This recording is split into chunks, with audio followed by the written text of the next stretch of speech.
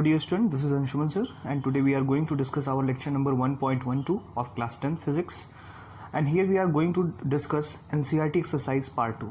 In the previous lecture we already done question number 1 to question number 9.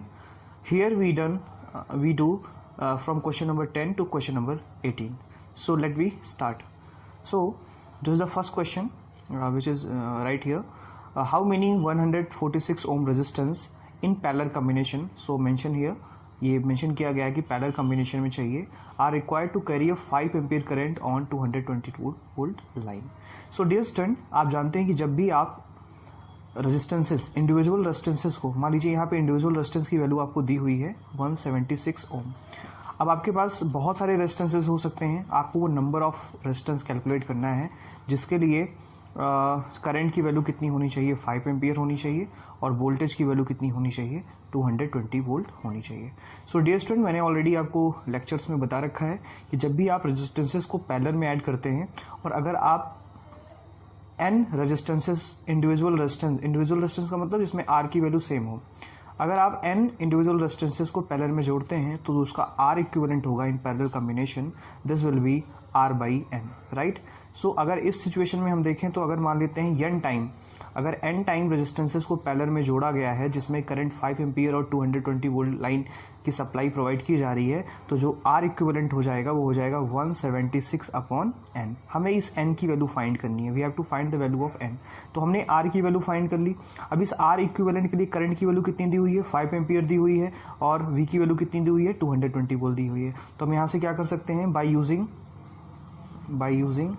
Ohm's law, यहाँ से ohms law का apply करेंगे. v equal to क्या होता है आपका आई आर, यहाँ पे आर इक्विवेलेंट, क्योंकि आर इक्विवेलेंट क्या है, पैरेलल कॉम्बिनेशन में, इसे पैरेलल कॉम्बिनेशन में जोड़ा जाता है तब ये करंट फ्लो हो रही है. इसका मतलब यहाँ पे हम क्या रखेंगे, आर इक्विवेलेंट रखेंगे, और आर इक्विवेलेंट की वैल्यू क्या होती है, 176 अपॉन n. ये आपने पैरेलल कॉम्बिनेशन वाले फॉर्मूले से जो है सॉल्व करके लिखा है, R equivalent is equal to R by n, और आर की वैल्यू 176 दी हुई है, यहाँ पे रख दिया. तो हम इसको सॉल्व कर लेते हैं. v की वैल्यू कितनी है, v की वैल्यू 220 वोल्ट, i की वैल्यू कितनी है 5, और r इक्विवेलेंट की वैल्यू कितनी है 176 अपॉन n. आपको इस n की वैल्यू फाइंड करनी है, तो यहाँ से मैं n इज इक्वल टू लिख सकता हूँ 5 इंटू 176 अपॉन 220. और डियर स्टूडेंट, जब इसको आप सॉल्व करते हैं तो सॉल्व करने पे जो वैल्यू आपके पास आती है, this will B 4. Okay, so the value of n will be 4. So if 100 that is if the 176 ओम के अगर 4 रेजिस्टेंसेस आपस में पैरेलल कॉम्बिनेशन में जोड़ दिए जाए और उसको 220 वोल्ट की सप्लाई दी जाए, तो उसमें करंट कितनी फ्लो होगी, 5 एम्पियर की करंट फ्लो होगी. Okay dear student, I hope it will be clear for you. ये आपके समझ में आ गया होगा कि इसमें 4 कैसे आया. समझने वाली बात यहाँ पर ये इंपॉर्टेंट पॉइंट है कि जब भी आप पैरेलल कॉम्बिनेशन में जोड़ते हैं तो जो आर इक्विवेलेंट होता है वो n टाइम छोटा हो जाता है. तो हमें इस n की वैल्यू फाइंड करनी थी, तो हमने इंडिविजुअल रेजिस्टेंस हमारे पास था, हमने इसको रख करके इस फॉर्मूले में ओम्स लॉ में रख दिया, उसके बाद ये आगे वैल्यू आ गई. आई hope it will be clear, ये समझ में आ गया होगा. आगे चलते हैं, नेक्स्ट क्वेश्चन देखते हैं. नेक्स्ट क्वेश्चन जो है वो बहुत ही अच्छा क्वेश्चन है, आप कह सकते हैं. ये क्वेश्चन है, so how you would connect 3 resistances each of resistance 6 ओम. तो यहाँ पे R की वैल्यू दी हुई है 6 ओम, जो रेजिस्टेंस आपको लेना है वो 6 ओम का रेजिस्टेंस लेना है, so that combination has resistance 9 ohm and 4 ओम. यहाँ पे कह रहा है कि आपके पास n की वैल्यू कितनी है, 3 से ज़्यादा आपको नहीं लेना है. तो डियर स्टूडेंट्स, इस तरह के क्वेश्चंस जो हैं आते हैं आपके एग्जाम में. तो इसमें आप जानते हैं कि जब भी आप रेजिस्टेंस को आप सीरीज में जोड़ते हैं तो जो इसका नेट रेजिस्टेंस होता है वो R1 plus R2 and so on Rn होता है, और जब आप पैरेलल में जोड़ते हैं तो पैरेलल का जो होता है 1 upon R1 plus 1 upon R2 plus 1 upon R3 and so on 1 upon Rn. ये फॉर्मूला आपने पढ़ा है. इसका मतलब जब रेजिस्टेंस को आप सीरीज में जोड़ेंगे तो रेजिस्टेंस बढ़ जाएगा, और जब रेजिस्टेंस को आप पैरेलल में जोड़ेंगे तो रेजिस्टेंस क्या हो जाएगा, डिक्रीज हो जाएगा. सो डियर स्टूडेंट, यहाँ पर हम डायरेक्टली ट्रिक यूज़ करते हैं.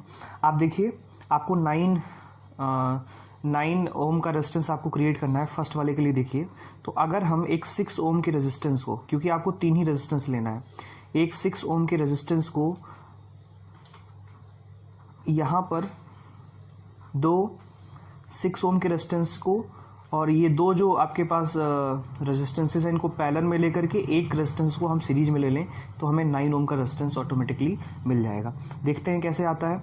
देखिए, यहाँ पर अगर इस पैरेलल वाले को सॉल्व करें तो 1 अपॉन R इक्विवेलेंट क्या आ जाएगा, 1/6 प्लस 1/6 कितना आएगा, 2/6 और ये 1/3 आ जाएगा और यहाँ पे R इक्विवेलेंट कितना आ जाएगा 3 आ जाएगा। तो यहाँ से देखिए ये 6 ओम था और जब आपने इसमें इसका इक्विवेलेंट इन दोनों को सॉल्व करने पे जो आया वो 3 आया और जब इसे आप सॉल्व करोगे तो यहाँ से कितना आ जाएगा 9 ओम आ जाएगा। आई होप ये समझ में आ गया होगा आपके, ठीक है, हमने किस तरह से जो है इसको सॉल्व किया। तो यहाँ से कितना आ गया 9 ओम आ गया। सिमिलरली अगर हम सेकेंड पार्ट को देखें, सेकेंड पार्ट में हमें 4 ओम क्रिएट करना है। तो डिस्टेंट 4 ओम का रेजिस्टेंस हम किस तरह से क्रिएट करेंगे इसको देखिए। इसके लिए आपको थोड़ी सी प्रैक्टिस की ज़रूरत पड़ेगी। थोड़ी सी प्रैक्टिस आप कर लेंगे तो ये आपको समझ में आ जाएगा कि ये सर्किट्स हम किस तरह से सोच सकते हैं, किस तरह से बना सकते हैं, राइट। सो देखिए इसमें किस तरह से हम लेंगे, इसमें हम क्या करते हैं, हम एक 6 ओम का रेजिस्टेंस इस तरह से लेते हैं। देखिए 6 ओम का रेजिस्टेंस लिया हमने और 2 6 ओम के रेजिस्टेंसेस को सीरीज में जोड़ करके इसके साथ पैरेलल कर दिया, राइट। ये सर्किट आप ध्यान से देखिए क्योंकि आपको रेजिस्टेंस केवल 3 ही यूज़ करने हैं, है ना। तो यहाँ पे सभी 6 के हैं और 3 ओम रेजिस्टेंस। अब देखो इसको अगर मैं सॉल्व करूँ तो ये आपके पास आ जाएगा, यहाँ पे हो जाएगा 6, दिस विल बी 6, राइट। और ये आपके दोनों सीरीज में है, 6 सीरीज में ऐड करेंगे तो 12 हो जाएगा। तो ये हो जाएगा आपके पास 12 ओम, राइट। तो अब आपके पास 6 और 12 ओम का रेजिस्टेंस पैरेलल में है तो 1/6 + 1/12 ये निकालना है आपको R इक्विवेलेंट। तो देखिए इसका LCM कितना हो जाएगा 12 हो जाएगा और जब आप ऊपर सॉल्व करोगे तो यहाँ आ जाएगा 2 और यहाँ आ जाएगा 1, तो 3/12 आ जाएगा और 1/4 आ जाएगा। तो यहाँ से जब R इक्विवेलेंट आप निकालोगे तो कितना आ गया 4। तो इस तरह से हम 4 ओम का रेजिस्टेंस यहाँ पर क्रिएट कर सकते हैं। आई होप ये क्वेश्चन आपके समझ में आ गया होगा। आइए हम नेक्स्ट क्वेश्चन देखते हैं। ये क्वेश्चन थोड़ा सा आपको प्रैक्टिस की जरूरत पड़ेगी, जब आप प्रैक्टिस कर लोगे तो आसानी से आप इस क्वेश्चन को सॉल्व कर सकते हो। आइए नेक्स्ट क्वेश्चन देखते हैं। ओके डियर स्टूडेंट, अब नेक्स्ट क्वेश्चन देखते हैं हम। नेक्स्ट क्वेश्चन हमारा है question number 12। Several electric bulbs design to be used on 220 volt electric supply. तो यहाँ से V की वैल्यू जो दी हुई है वो 220 वोल्ट दी हुई है। Line are rated 10 watt. तो पावर की वैल्यू देखो यहाँ पे वॉट है, कभी कभी आपको क्वांटिटीज उसके यूनिट से भी समझ सकते हो। पावर को आप वॉट में मेजर करते हो तो ये क्या है, पावर है ना। तो पावर कितना दिया हुआ है 10 वॉट दिया हुआ है। How many lamp can be connected in parallel. तो कह रहा है कि N की वैल्यू बताइए जब उसे पैरेलल में जोड़ा जाएगा with each other across the two wire of the 220 volt supply if the maximum allowance current is। तो I की वैल्यू आपको दी हुई है, I की वैल्यू आपको दी हुई है 5 एम्पियर। तो ये मैक्सिमम करंट आपको दी हुई है। N की वैल्यू निकालनी है किस कॉम्बिनेशन में, पैरेलल कॉम्बिनेशन में, parallel combination, right. Parallel combination में लगाना है। अब वही सेम फॉर्मूला पैरेलल कॉम्बिनेशन के लिए जो मैंने आपको बताया था, R equivalent equal to R/N। तो सबसे पहले तो आपको इंडिविजुअल रेजिस्टेंस फाइंड करना पड़ेगा। तो कह रहा है कि several electric bulb design to be used in the 220 volt का फॉर्मूला पता है, P = V²/R। तो यहाँ से जब हम R की वैल्यू निकालेंगे तो ये R = V²/P हो जाएगा, ठीक है, क्योंकि P इधर आ जाएगा और R इधर चला जाएगा। R की वैल्यू फाइंड करनी है। अब V की वैल्यू कितनी दी हुई है 220, तो हमने 220 का स्क्वायर अपॉन P की वैल्यू कितनी है 10 है।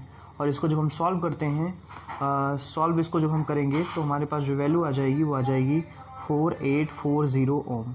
तो ये हमारे पास रेजिस्टेंस की वैल्यू आ गई, राइट। ये हमारे पास रेजिस्टेंस, इंडिविजुअल रेजिस्टेंस की वैल्यू आ गई। अब आपसे कह रहा है कि मैक्सिमम अलाउंस करंट कितना है, 5 एम्पियर है। उसमें आपको नंबर ऑफ रेजिस्टेंसेस फाइंड करने हैं जो पैरेलल कॉम्बिनेशन में जोड़े जाएंगे। तो मान लेते हैं कि नंबर ऑफ जो टोटल रेजिस्टेंस पैरेलल कॉम्बिनेशन का क्रिएट हो रहा है वो R है, R इक्विवेलेंट है। और ये क्या हो जाएगा, N टाइम जोड़ा जा रहा है, इसलिए जो इंडिविजुअल रेजिस्टेंस का N टाइम क्या हो जाएगा, कम हो जाएगा। तो यहाँ पे जो ये वैल्यू दी हुई है ये तो R की वैल्यू हो गई। यहाँ पे जब हम इसको रख देंगे तो 4840/N, राइट।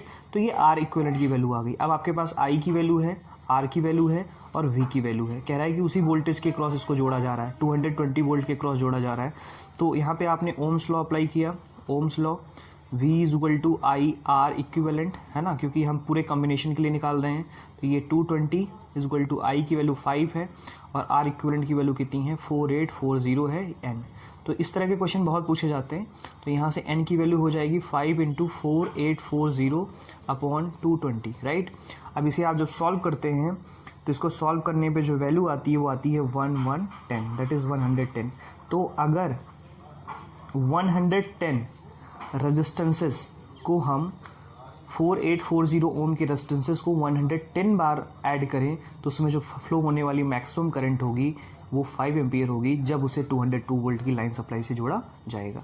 आई होप ये समझ में आया होगा डियर स्टूडेंट। इसकी प्रैक्टिस की ज़रूरत होती है, थोड़ा आप इसे एनालाइज करेंगे, ढंग से समझेंगे तो ये बात आपकी समझ में आ जाएगी। समझने वाली बात यहाँ पर है सिर्फ, राइट, किस तरह से हमने आर इक्विवेलेंट क्या है, टोटल जो जब आपने पैरेलल में जोड़ दिया एन रेजिस्टेंसेस को तो उससे कितना टोटल रेजिस्टेंस क्रिएट हुआ, उसी में तो करंट फ्लो होगी, तो इसलिए हमने ये फॉर्मूला यहाँ पर यूज़ किया। तो सबसे पहला काम, हमने एक बल्ब का पावर दिया हुआ है तो उससे हमने रेजिस्टेंस फाइंड किया, और फिर हमने पैरेलल कॉम्बिनेशन में जब एन रेजिस्टेंसेस को जोड़ दिया तो कितना रेजिस्टेंस हो जाएगा ये हमें पता चल गया। अब हमने ओम्स लॉ अप्लाई करके ये फॉर्मूला डिराइव कर लिया। तो डियर स्टूडेंट ये समझ में आ गया होगा। आगे चलते हैं, नेक्स्ट क्वेश्चन को देखते हैं।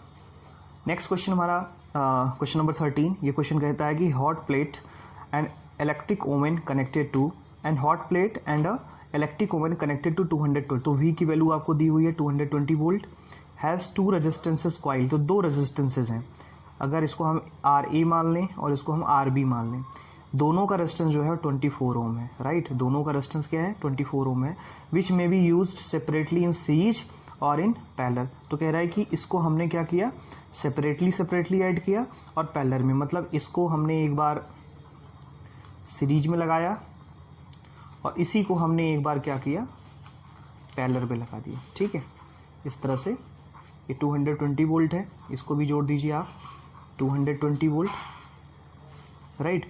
तो इसमें कितनी करंट ड्रॉन होगी, और इसमें से जब किसी एक पर्टिकुलर रेजिस्टेंस को हम क्या करते हैं, 24 ओम के रेजिस्टेंस को, RA या RB को, जब इसको हम 220 वोल्ट से जोड़ते हैं तो कितनी करंट होगी। तो ये बहुत ही आसान सा क्वेश्चन है, आप समझ सकते हैं। तो सबसे पहले हम देखते हैं, जब इसमें से इंडिविजुअली को जोड़ा गया, मतलब जब RA और RB किसी एक को ले लिया गया और ये वाला दिस वन जब जोड़ा गया तो उसमें कितनी करंट फ्लो होगी। तो इसके लिए हम क्या कर लेते हैं, हम जानते हैं V इक्वल टू IR होता है, तो यहाँ से I इक्वल टू हो जाएगा V अपॉन R।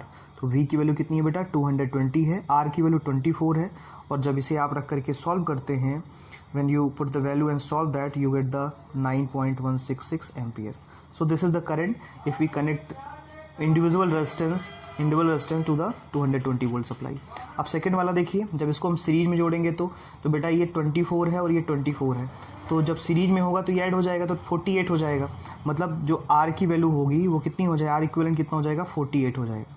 अब यहाँ से हमें I की वैल्यू फाइंड करनी है, डायरेक्ट ओम्स लॉ लगाते हैं। V की वैल्यू 220 है, R की वैल्यू यहाँ पे कितनी है 48 हमें रखनी पड़ेगी क्योंकि दोनों सीरीज में जुड़े हुए हैं। तो जब इसे हम रख करके सॉल्व करते हैं तो हमारे पास जो वैल्यू आएगी वो आएगी दैट इज़ 4.58 एम्पियर, राइट। तो ये तो सेकंड केस में आ गया जब इसको हमने सीरीज कॉम्बिनेशन में जोड़ा। सिमिलरली अब ये थर्ड वाला फिगर देखिए, ये भी 424 है और ये भी 24 है, तो इसका इक्विवेलेंट अगर हमें फाइंड करना हो तो 1/24 प्लस 1/24, तो ये 2/24 हो जाएगा और ये 1/12 आ जाएगा। तो R इक्विवेलेंट की वैल्यू कितनी हो जाएगी 12 ओम हो जाएगी। तो यहाँ से R थर्ड वाला देखिए, R की वैल्यू कितनी है 12 है, V की वैल्यू 220 वोल्ट दी हुई है क्योंकि पैरेलल में जब इसको सॉल्व किया तो कितना आया 12 आया, और यहाँ से I की वैल्यू फाइंड करनी है तो V/R। तो V की वैल्यू कितनी है 220 और R की वैल्यू कितनी है 12 है, और जब इसे आप रख करके सॉल्व करते हैं तो सॉल्व करने से जो वैल्यू आती है वो आ जाती है 18.33 एम्पियर। तो सबसे ज़्यादा करंट तब फ्लो होगी जब इसे हम पैरेलल कॉम्बिनेशन में ऐड करेंगे। तो ये 3 क्वेश्चन इस क्वेश्चन से बनते हैं जो हमें सॉल्व करने होते हैं। आई होप ये क्वेश्चन आपके समझ में आया होगा, ध्यान से समझिए और ये समझ में आपके आ जाएगा। अगला क्वेश्चन देखते हैं डियर स्टूडेंट। अब क्वेश्चन नंबर 14 देखते हैं। क्वेश्चन नंबर 14 हमारा कहता है compare the power used in 2 ohm resistance in each of the following circuit: a 6 volt battery in series with 1 ohm and 2 ohm resistances, a 4 volt battery in parallel with the 12 ohm and 2 ohm resistances। तो आप देखिए ये जो first और second question है इसमें 2 ohm का resistance आ रहा है, तो ये 2 ohm के रेजिस्टेंस के क्रॉस आपको क्या करना है, पावर फाइंड करना है। तो डियर स्टूडेंट ध्यान रखना है, क्वेश्चन को पढ़ते वक्त बहुत ध्यान से देखना है कि इसमें कह रहा है कि compare the power use in 2 ohm resistance in each of the following. तो कह रहा है कि एक बार इसको 6 वोल्ट से जोड़ा गया, इसको पैरेलल में जोड़ा गया। तो सबसे पहले सिचुएशन देखते हैं, कह रहा है कि 6 volt battery in series with the 1 ohm and 2 ohm। तो एक 1 ohm का रेजिस्टेंस है, दिस इज 1 ohm, दूसरा जो है 2 ohm का रेजिस्टेंस है, और इसको हमने जो है हमने किसे जोड़ दिया, we connect with a let us say that किससे कनेक्ट किया जा रहा है, 6 वोल्ट की बैटरी से इसको कनेक्ट किया जा रहा है। तो जब हमने इसको 6 वोल्ट की बैटरी से कनेक्ट कर दिया और इसमें करंट सबसे पहले हम फाइंड कर लेते हैं, फिर उसके बाद इसकी पावर की वैल्यू हम कैलकुलेट कर लेंगे। तो देखिए इसका जो R इक्विवेलेंट हो जाएगा दोनों सीरीज में है तो कितना, तो हम जो है इसमें सबसे पहले करंट, हमारे पास आर की वैल्यू आ गई, हमारे पास वी की वैल्यू है, यहाँ से हम करंट की वैल्यू फाइंड कर लेते हैं ओम्स लॉ अप्लाई करके। ओम्स लॉ का एप्लीकेशन करते हैं तो V equal to I R आपके पास होता है। यहाँ से I की वैल्यू आप फाइंड कर लेंगे तो V बाई आर, तो यहाँ से V की वैल्यू जो है वो कितनी है 6 है और R की वैल्यू कितनी है 3 है, तो यहाँ से 2 एम्पियर की करंट आपके पास आ गई। अब आपसे कह रहा है कि जो 2 ओम का रेजिस्टेंस है दिस वन, तो इसमें पूरे में करंट कितनी जा रही है 2 एम्पियर की करंट जा रही है और ये करंट पूरी यहाँ तक जा रही है, राइट। अब आपको कह रहा है कि इसमें जो है ये जो 2 ओम का रेजिस्टेंस है इसमें आप पावर बताइए। तो पावर का फॉर्मूला क्या होता है I स्क्वायर R, ये फॉर्मूला आपके पास होता है। I की वैल्यू इस सर्किट में आपने फाइंड कर रखी है, कितनी है 2 है। R की वैल्यू कितनी दी हुई है 2 है, स्क्वायर कर दिया, कितना आ गया 2 इंटू 4 कितना आ गया 8 वाट। तो P की वैल्यू कितनी आ गई 8 वाट। तो इस 2 ओम के रेजिस्टेंस में कितना पावर आ गया 8 वाट। ये मेरी बात समझ पा रहे हैं आप? एक बार फिर से मैं बता रहा हूँ। सबसे पहले ये पहले क्वेश्चन को देखिए, इसमें 1 और 2 ओम के रेजिस्टेंस को सीरीज में 6 वोल्ट की बैटरी के साथ हमने जोड़ा है। हमने इसका आर इक्विवेलेंट फाइंड किया तो 2 और 1 कितना हो गया 3 ओम हो गया। वोल्टेज कितना है V, ओम्स लॉ अप्लाई करके हमने इसमें करंट फाइंड कर ली। तो बेटा सीरीज कॉम्बिनेशन में पूरे सर्किट में करंट एक जैसा रहता है, तो करंट इसमें भी 2 एम्पियर की करंट जाएगी और इसमें भी 2 एम्पियर की करंट जाएगी। अब आपसे पूछ रहा है कि इसके क्रॉस पावर कितना कंज्यूम हो रहा है, ये आप बताइए कितना पावर यहाँ पे लग रहा है। तो इसके लिए आपके पास P का फॉर्मूला होता है power equal to I square R। इस रेजिस्टेंस में करंट कितनी जा रही है 2 एम्पियर की, तो हमने यहाँ 2 कर दिया, 2 स्क्वायर कर दिया, राइट। दिस वन 2 स्क्वायर कर दिया और रेजिस्टेंस इसका कितना है 2 है, हमने रख करके सॉल्व कर लिया तो पावर में मिल गया 8 वाट। अब ये तो हमें पहले वाले क्वेश्चन का आंसर हो गया, किसका पावर कितना होगा 8 वाट होगा। अब सेकंड वाले का देखिए, इसमें कह रहा है कि अ 4 volt battery is parallel with the 12 volt and 2 ohm resistance. तो कह रहा है कि एक 12 है, 12 ओम है और जो सेकंड वाला लगा हुआ है ये है आपके पास 2 ओम, राइट। और ये दोनों जो हैं 4 वोल्ट की बैटरी के साथ जुड़े हुए हैं। These are the 4 volt battery, ये 4 वोल्ट की बैटरी है, इसके साथ जुड़े हुए हैं। आपको इस 2 ओम वाले रेजिस्टेंस में कितनी पावर कंज्यूम हो रही है ये बतानी है। तो डियर स्टूडेंट एक बात आप जानते हैं कि जब भी आप चीज़ों को पैरेलल, रेजिस्टेंसेस को पैरेलल में जोड़ते हैं तो उनका जो वोल्टेज होता है ब्रांच में वोल्ट सेम रहता है, मतलब यहाँ भी वोल्टेज वही रहेगा, यहाँ भी वोल्टेज वही रहेगा। तो वोल्टेज दोनों की वैल्यू सेम है, यहाँ भी V की वैल्यू वही, V का मतलब जो आपने ये 4 वोल्ट यहाँ पे लगाया है तो 4 की एनर्जी इसको भी मिलेगी और 4 की एनर्जी इसको भी मिलेगी। मतलब इस 2 ओम के रेजिस्टेंस से R की वैल्यू तो 2 ओम है, यहाँ पे जो इसके क्रॉस आपको निकालना है ये 2 ओम की वैल्यू निकालनी है और इसके क्रॉस जो वोल्टेज होगा, देखिए आप ये पैरेलल में है तो इसमें भी 4 वोल्ट का होगा, इसमें भी 4 वोल्ट की एनर्जी मिलेगी। तो V की वैल्यू 2 ओम के लिए कितनी होगी 4 वोल्ट, राइट। अब आपके पास पावर का फॉर्मूला होता है V स्क्वायर बाई आर। तो देखिए दोनों के लिए हमने पावर का फंक्शन अलग अलग किया है, क्योंकि इसमें करंट नहीं डिवाइड होती इसलिए हमने I स्क्वायर आर वाला फॉर्मूला लगाया था। अब इसमें क्योंकि वोल्टेज डिवाइड नहीं हो रही है इसलिए हम यहाँ पे वोल्टेज वाला फॉर्मूला लगाएंगे P equal to V square by R, right. अगर यहाँ पे लगाएंगे तो ये क्वेश्चन गलत हो जाएगा, इसलिए हम केवल पैरेलल के लिए भी ये फॉर्मूला लगा सकते हैं V square by R. V की वैल्यू कितनी है 4 है, 4 का स्क्वायर कर दिया, R की वैल्यू आपको दी हुई है 2, तो हमने कर लिया 16/2, ये आ गया 8 वोल्ट। तो हम देखते हैं ये दोनों में पावर क्या है सेम है। So power in both case are same, क्या है सेम है। दोनों केसेस में जो पावर है वो क्या है सेम है। दोनों केसेस में आपको 8 वोल्ट की पावर क्या हो रही है कंज्यूम हो रही है। आई होप ये क्वेश्चन समझ में आया होगा, पोज करके इसको अच्छे से समझिए। ओके नंबर 15 देखते हैं। क्वेश्चन नंबर 15 कह रहा है कि 2 लैम्प 1 इज़ रेटेड। तो हमारे पास 2 लैम्प है, एक लैम्प पहला लैम्प हो गया, this is the second lamp. पहला लैम्प जो है वो जो रेटेड है वो 100 वाट और इसकी जो दूसरा वाला जो है वो 60 वाट रेटेड है और इसका जो वोल्टेज है दूसरे वाले का 220 वोल्ट पे ऑपरेट हो रहा है और ये भी 220 वोल्ट पे ऑपरेट हो रहा है। तो कह रहा है आर कनेक्टेड इन पैरेलल, तो इसको हमने पैरेलल में कनेक्ट किया है, पैरेलल कॉम्बिनेशन में कनेक्ट किया है, parallel to the electrical main supply. What the current is drawn from line if the supply voltage is. तो कह रहा है कि जब इसको हमने जोड़ दिया तो कितना करंट इसमें फ्लो होगा। सो डियर स्टूडेंट आप जानते हैं पावर का फॉर्मूला होता है V इंटू आई, ये फॉर्मूला आपके पास होता है। तो अगर मैं फर्स्ट इससे फ्लो होने वाले और दोनों का वोल्टेज भी दिया हुआ है कि दोनों को हमने 220 वोल्ट सप्लाई से जोड़ा है, तो यहाँ से हम I1 की वैल्यू निकाल सकते हैं। और इसी तरीके से अगर मैं यहाँ पे बात करूँ तो मैं यहाँ पे P1 था, ये P2 था, यहाँ से मैं I2 की वैल्यू फाइंड कर सकता हूँ। मतलब इन दोनों के लिए मैं क्या कर सकता हूँ, इन दोनों के लिए मैं I1 और I2 की वैल्यू फाइंड कर सकता हूँ। तो मैंने यहाँ से I1 की वैल्यू फाइंड करी तो I1 इक्वल टू आ जाएगा P1, P की वैल्यू कितनी है 100 है और यहाँ से आपने v की वैल्यू रखी 220, और जब इसे आप सॉल्व करते हैं तो सॉल्व करने पे जो वैल्यू आपके पास आएगी वो वैल्यू आ जाएगी, दैट इज़ द 60 अपॉन तो ये 100/220। और इसी तरीके से जब आपने इसके लिए I2 की वैल्यू फाइंड करी तो यहाँ से वैल्यू आ जाएगी दैट इज़ द 60/220 एम्पियर, और ये एम्पियर। इसको ऐसे रहने देते हैं क्योंकि ये कट जाएगा आगे जा करके, तो इसलिए इसको हम ऐसे ही छोड़ देते हैं। अब यहाँ पे हमें क्या करना है, हमें करंट जो है निकालना है। तो टोटल करंट निकालने का जो तरीका है, टोटल करंट, तो टोटल करंट क्या हो जाएगी I1 प्लस I2। तो I1 की वैल्यू कितनी है 100/220 प्लस, और I2 की वैल्यू कितनी है 60/220। तो हमने इसको इसलिए सॉल्व नहीं किया क्योंकि आसानी से सॉल्व हो जाएगा। तो ये कितना आ गया, ये आ गया 160/220। तो I की वैल्यू जो आ जाएगी, जब इसको आप सॉल्व करके जोड़ते हैं, इसको डिवाइड करते हैं, तो आपके पास 0.727 ampere. So this is the answer of this question.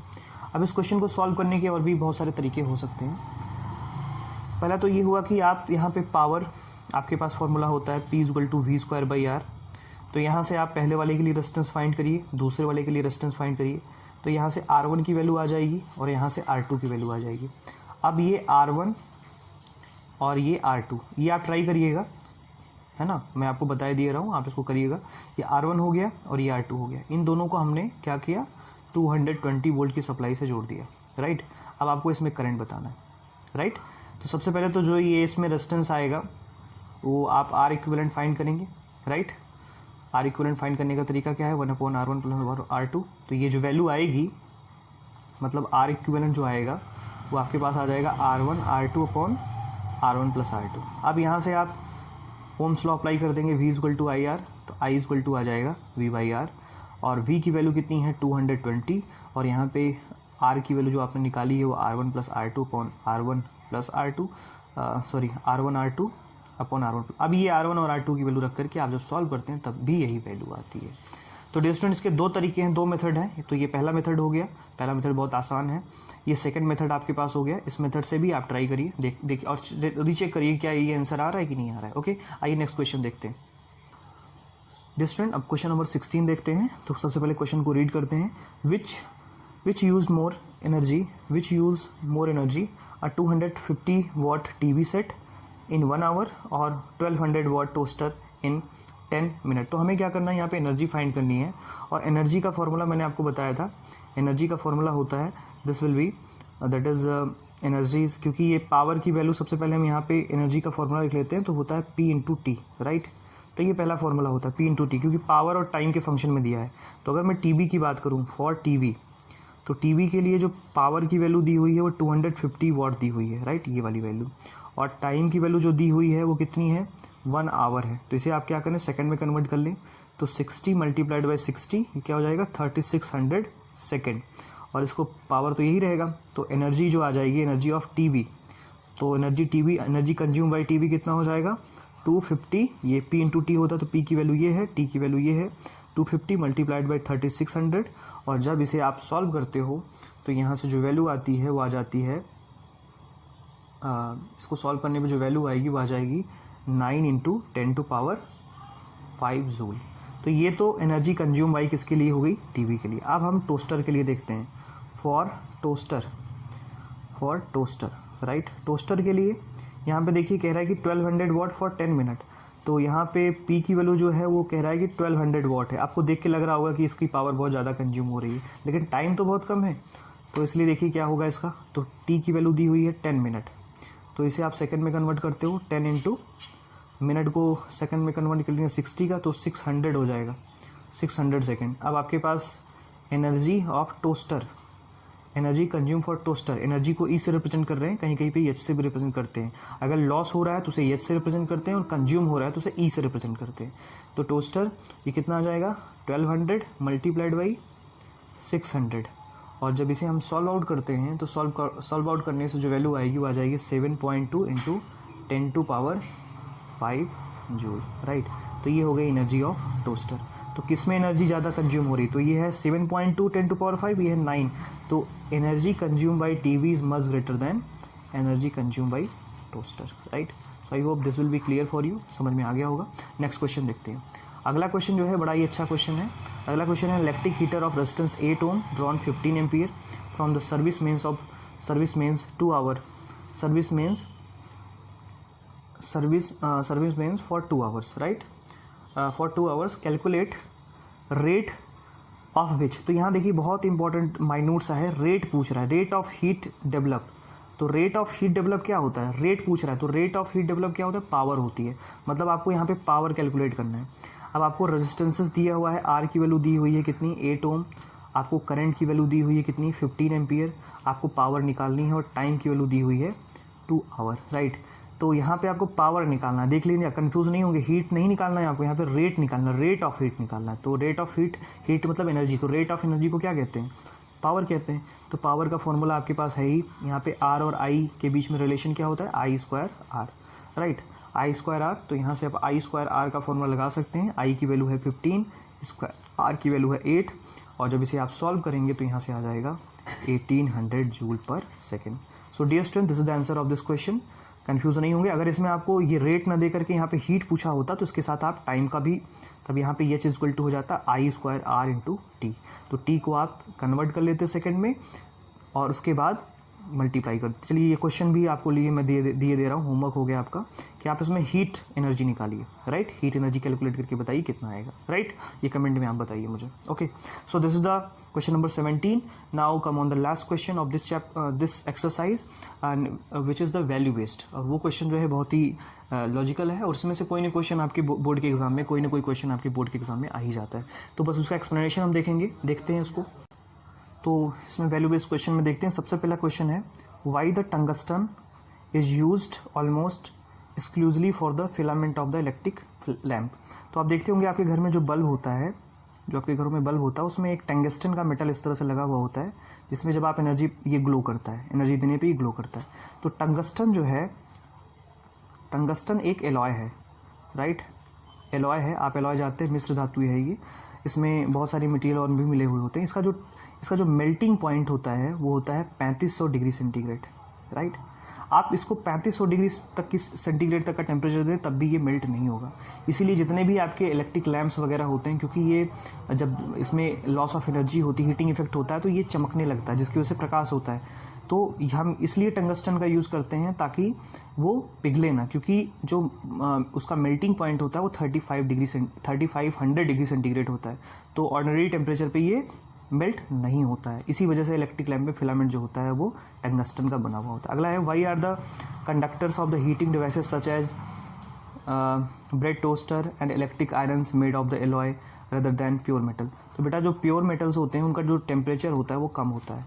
Alloy जो होते हैं, अगर हम प्योर मेटल्स में कुछ इम्प्योरिटीज़ मिला देते हैं तो उससे एलॉयज बन जाते हैं, और अगर एलॉयज जो होते हैं उनका टेम्परेचर उससे क्या हो जाता है, उनका मेल्टिंग पॉइंट जो होता है वो इंक्रीज़ हो जाता है।